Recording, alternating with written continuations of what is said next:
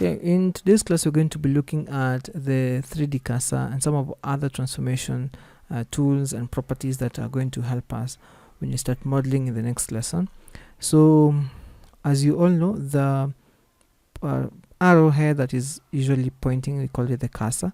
So we have the 3D cursor in Blender. Let me just click out of the splash screen by clicking on left clicking anywhere on the screen, and you see this highlight here that you are having on my screen here. That's called the 3D cursor, and it's movable. Since I'm using my right click to select, left click will move the 3D cursor around the world. That's what it does, and you can see that the 3D cursor has two purposes. The first one is to determine the location where a new object is added in the world, and I can just want to show you that. So let me go back here, hit on Shift C on the keyboard to center the 3D cursor to the world origin, and then I'll go ahead and just delete this cube by hitting on X on the keyboard, and then confirm the deletion by just clicking on that delete button.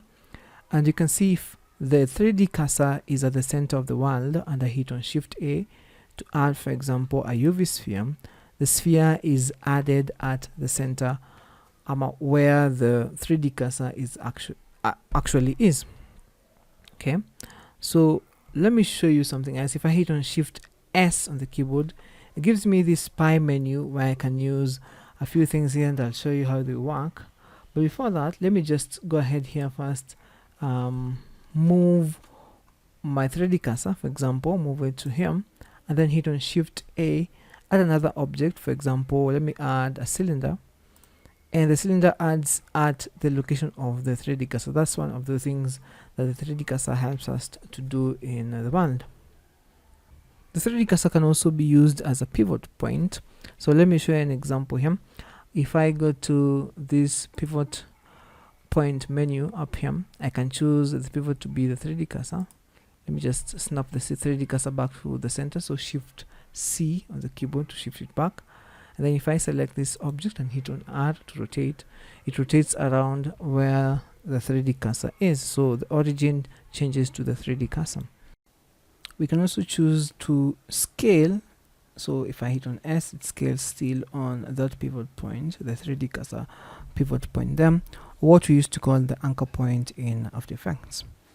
And hit on the period key to see the menu for the cursor, and we choose the default, which is the median point as of now, just to return the anchor point or the period point, the pivot point back to its original. So if I hit on R, it goes back to the normal, or you can just sit here and just switch it back to the median point, which is the default for the pivot.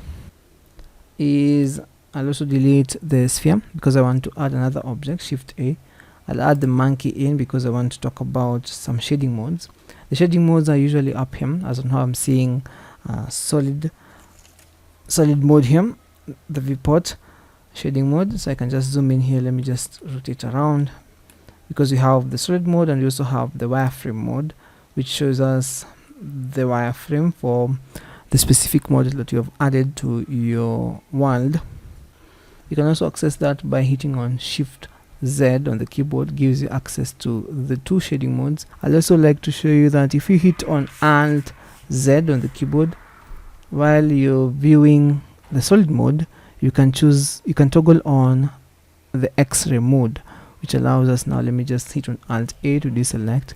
You can be able to see this ear over here through some sort of transparency on our model, so that you can see some of the vertices and the faces and the edges from behind our skeleton here. Because I want to add a couple of models here, I'll add a cylinder, grab it with G on the keyboard and X to constrain it to movement of on the X-axis, then add another one.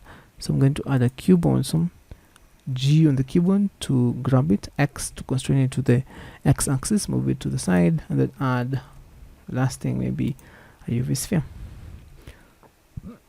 Okay, so with this trim, I wanted to show you the shading modes. For this one right here, we have the object settings here, and you have it as shade flat.